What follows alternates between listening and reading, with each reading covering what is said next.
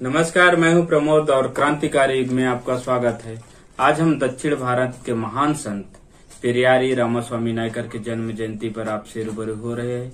साथियों, पेरियारी रामास्वामी नायकर दक्षिण भारत के साथ साथ पूरे भारत में अंधविश्वास, पाखंडवाद और रूढ़िवाद के खिलाफ आजीवन संघर्ष किए। इसी की बदौलत है कि लोग आज तार्किक हो रहे हैं, वैज्ञानिक हो रहे हैं, लोगों में सोचने समझने की शक्ति प्रबल हो रही है। इसका सबसे बड़ा कारण आज हमें देखने को मिल रहा है पेरियारी रामास्वामी नायकर।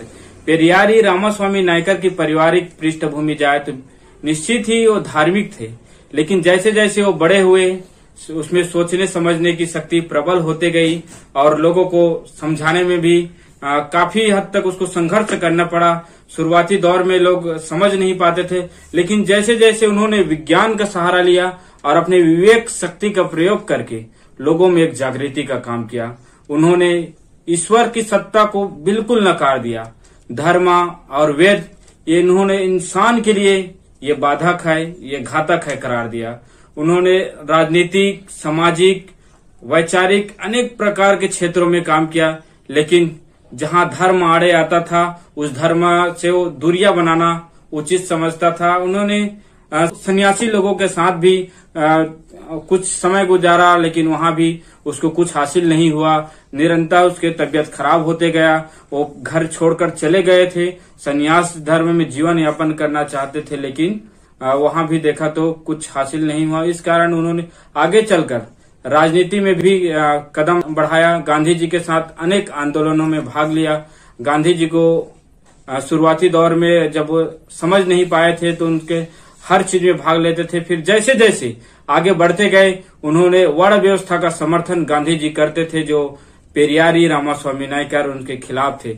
इसी कारण है कि आगे चलकर उन्होंने कांग्रेस पार्टी से त्याग दिया और आगे सोशलिस्ट जस्टिस पार्टी में उन्होंने कदम रखा और वहां के कुछ समय बाद अध्यक्ष जैसे पद पर भी रहे। उन्होंने 29 पार्टियां या सामाजिक संगठनों से क्षण भर में इस्तीफा दे दिया और एक स्वतंत्र काम करने के लिए उन्होंने दृढ़ निश्चय ले लिया था कि समाज में बदलाव लाना है, दबे कुचले हुए लोगों के सही राह में दिखाना है। अंधविश्वास, पाखंडवाद को बिल्कुल सिरे से नकार करने के लिए उन्होंने प्रयास किया। इस प्रकार से वो कहते थे, धर्म एवं ईश्वर मात्र मनुष्यों के लिए है, प्राणियों के लिए नहीं। यदि वास्तव में धर्म एवं ईश्वर की अस्तित्व होता तो समाज में समानता स्थापित होती। यदि संसार में निर्धन धनी, शोषक शोषित, उच्च नीच का भेद समाप्त कर दिया जाए तो ईश्वर और धर्म का अस्तित्व ही समाप्त होता है। इसी प्रकार उन्होंने गहरी संवेदना के साथ यह बात कही थी कि ईश्वर नहीं है, ईश्वर नहीं है, ईश्वर बिल्कुल नहीं है। जिसने ईश्वर का आविष्कार किया वह मूर्ख है। जो ईश्वर का प्रचार करता है वह धूर्त है। जो ईश्वर को पूजता है वह जंगली है। उनका कहना था कि मनुष्य के अतिरिक्त पृथ्वी के किसी अन्य प्राणी में ईश्वर का कोई औचित्य नहीं है। धर्म का आवश्यकता नहीं पड़ती, जातियां नहीं बनी हैं, तो मात्र मनुष्यों के लिए ही ईश्वर है। क्या मनुष्य में ही इतनी जातियां हैं? अगर ये सब है तो फिर जातियों में इतनी विखंडन क्यों है? अनेक प्रकार के उन्होंने बातें रखते थे और वो एक बात और कहते थे, अगर मेरी बातें से बहुत लोग असहमत है, उसके बावजूद भी मेरे जो सभाओं में हजारों लोगों की भीड़ इकट्ठा होती है, ये इस बात का सबूत है कि लोगों में धर्म को त्याग करने की और जो स्वतंत्र मानवता विचारधारा चलने के लिए निश्चित ही प्रेरित हो रहे हैं। इस कारण मेरे सभाओं में आज भी हजारों लोगों की उपस्थिति होती है। उन्होंने एक बुक लिखा था, ए टू रीडिंग। जैसे ही इसका हिंदी रूपांतरण आया पूरे भारत में, जो अपने को तथाकथित हिंदू मानते हैं उन्होंने काफी द्वेष व्यक्त किया और लगातार उसके विरोध में आंदोलनें करते रहे।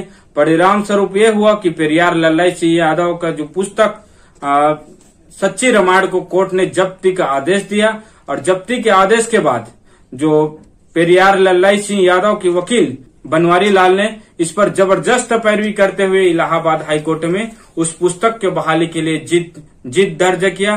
तब से लेकर आज तक सच्ची रामायण को अनेकों प्रतियां प्रकाशित हो चुके हैं। लोग उसको पढ़ रहे हैं, लोग समझ रहे हैं। साथियों, हमें भी जागरूक होने की जरूरत है, विज्ञान को महत्व देने की जरूरत है। जब तक हमारे अंदर विवेक नहीं होगी, शक्ति नहीं होगी, सोचने की सामर्थ्य नहीं होगी, तब तक हम अंधविश्वास, पाखंडवाद और मनुवाद के बताए रास्ते पर चलते रहेंगे।